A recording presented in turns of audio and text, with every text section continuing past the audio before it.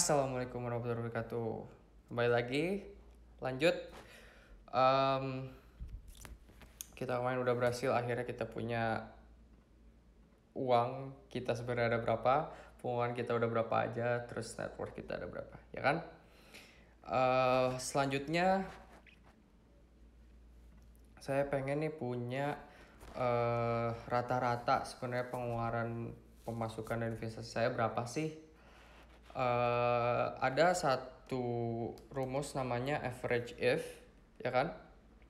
Hanya average if itu mirip kayak sum if, dia cuma nge-average kalau sesuai kriteria. Cuma masalahnya di sini kan kita memakai dua kategori, ya kan, dua lapis kategori. Nah, kalau misalkan kita lakuin average if nih, average if, ya kan, kriteria range-nya ini, terus kriterianya ini, terus average range-nya ini,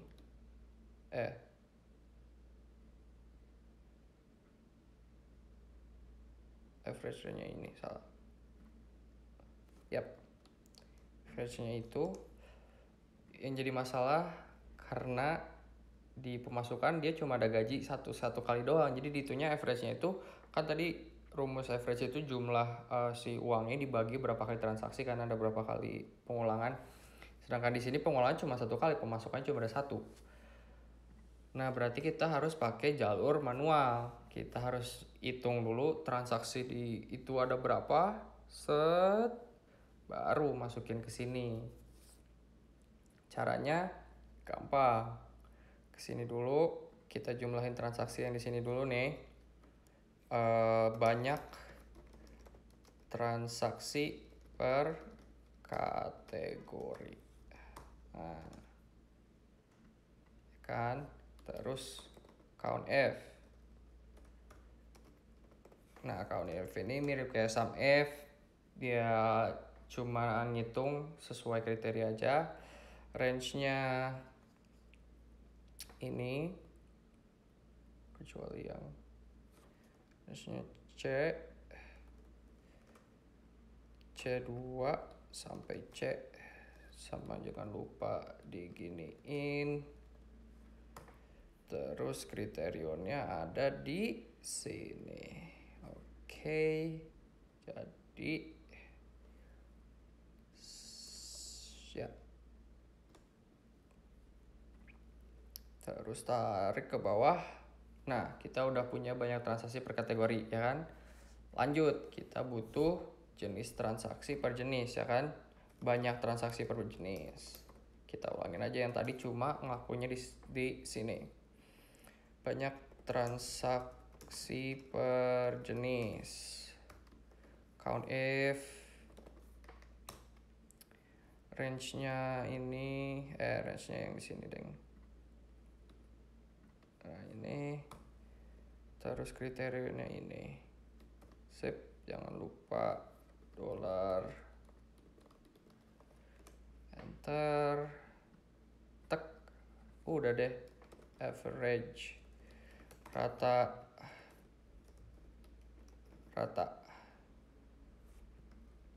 Per jenis. Itu sama dengan ini dibagi ini. Beres deh. Kita punya rata-rata berapa dolar yang kalian keluarin atau kalian dapat per jenis. Misalkan pengeluaran berarti kalian rata-rata ngeluarin 580 dolar. Di sini kalian rata-rata 833 dolar dalam berinvestasi. Oke, segitu dulu. Lanjut, kita ada lanjut ke budgeting tool. Karena di money tracking kita ini udah berjalan bagus. Kalian udah punya cash, udah punya net worth, punya pengeluaran, kalian udah tahu. Kalian juga udah tahu rata-rata ada berapa, jumlah transaksi per jenis ada berapa. Ini udah menurut saya udah cukup. Dari sini untuk money tracking, kalian bisa punya data yang cukup buat jadi money tracking. Kita lanjut ke budgeting tool. Budgeting tool ini simple. Tugasnya itu kita bakal ngelis nama transaksi, terus ada berapa banyaknya, terus harganya jadi berapa, terus jumlahnya berapa, jumlah harganya jadi berapa. Cuma yang unik atau spesial dari sini itu karena kita udah punya nih daftar transaksi, kita bisa ngebudgetin. Misalkan bulan depan saya pengen belanjanya, misalkan saya pengen masukin yang belanja gitu, kita bisa masukin di sini harga bakso. Kita udah tahu harga bakso berapa, makanya budgeting kita rada lebih akurat daripada kita ngira-kira. Misalkan harga susu misalkan 20.000 gitu, kita daripada ngira-ngira, kita udah punya, daripada kita ngira-ngira, mending kita menggunakan data yang udah punya. Gimana caranya? Pakai data validation dicombine sama VLOOKUP. Pertama kita masukin dulu data validasi. Kenapa data validasi? Karena tadi kita pengen punya drop down itu kan, biar bisa kita nge-search. Sama, cuma si range-nya yang beda. Kita data validasi, range-nya ada di sini, ya kan? Save, show warning aja, nggak usah diiniin, karena bisa aja mungkin kita nambahin sesuatu yang kita nggak tahu atau yang kita belum pernah beli. Banyaknya tetap. Nah, harganya ini pakai yang namanya VLOOKUP. Nah, VLOOKUP ini banyak banget dipakai, apalagi di Excel yang udah complicated, karena kalian bisa nyari suatu informasi berdasarkan satu kunci. Jadi misalkan di sini nih kita pengen nyari harga bakso, pakai VLOOKUP. Search key-nya bakso kan, bakso.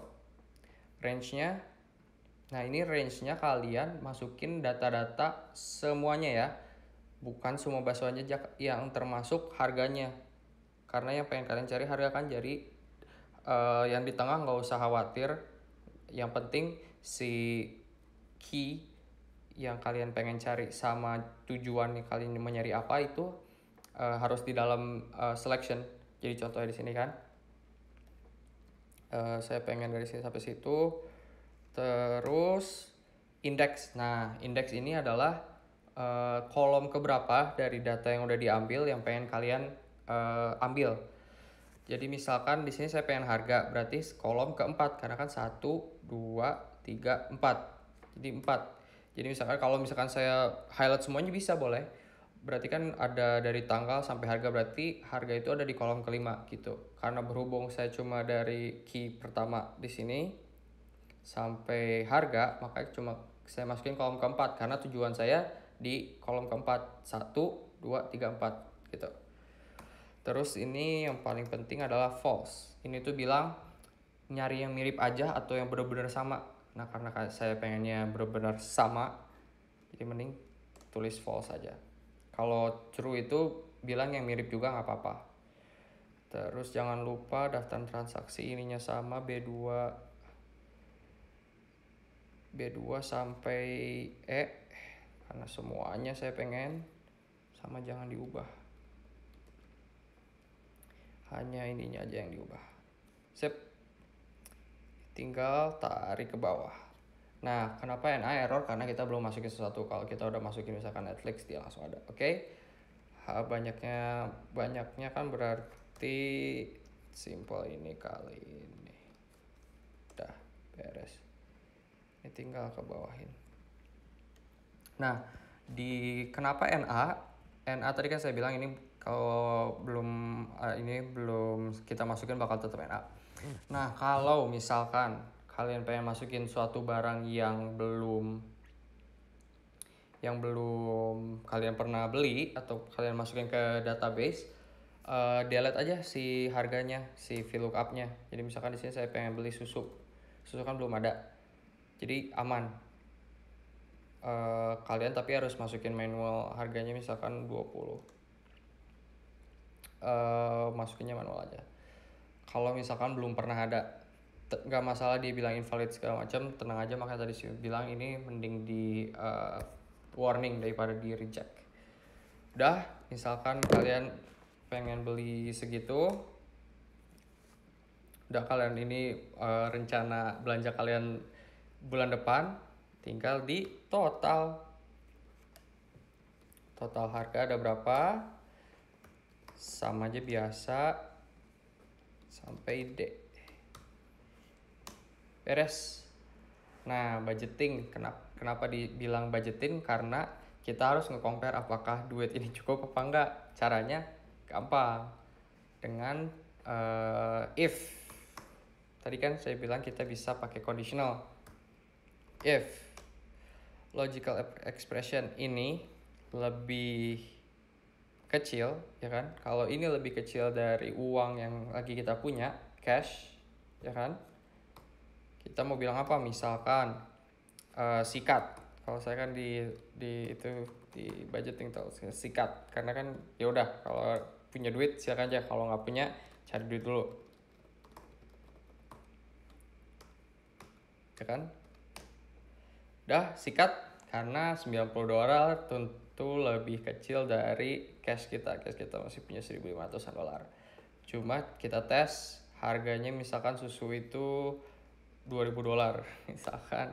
4.000 kan lebih besar daripada cash kita 1.500. Kayak bilang cari duit dulu. Nah, sama sedikit biar lebih cantik aja ini, cuma masalah ini ada yang namanya masalah tampilan conditional formatting. Nah, conditional formatting itu kita bisa ngelakuin apapun di sini tuh, bisa kita bold atau tanda miring, atau dalam kasus ini saya pengen warnain hijau. Kalau misalkan si ininya bilang sikat gitu. Mirip if conditionalnya di sini tinggal pilih aja, misalkan text is exactly sikat, maka jadiin si backgroundnya hijau.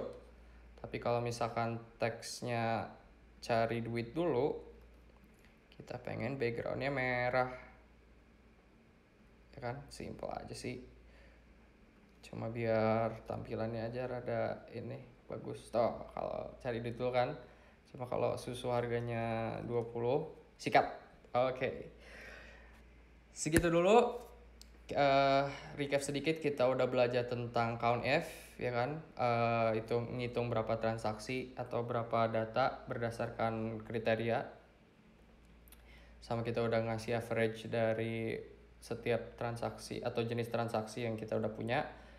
Cash net worth semua kita udah akurat, plus kita udah bikin budgeting tool dengan database kita sendiri biar lebih akurat. Dan juga kita belajar sedikit tentang conditional format, condition format, biar kita bisa nge-customisasi apa yang terjadi ketika ada sesuatu gitu. Segitu dulu. Ini filenya bakal saya taruh di blog saya, kitangoding.jimmygantung.com. Please komen tentang apa yang harus saya perbaiki biar ini saya bisa lebih baik lagi. Maju terus Indonesiaku, tetap ngoding. Saya Jimmy, assalamualaikum warahmatullahi wabarakatuh.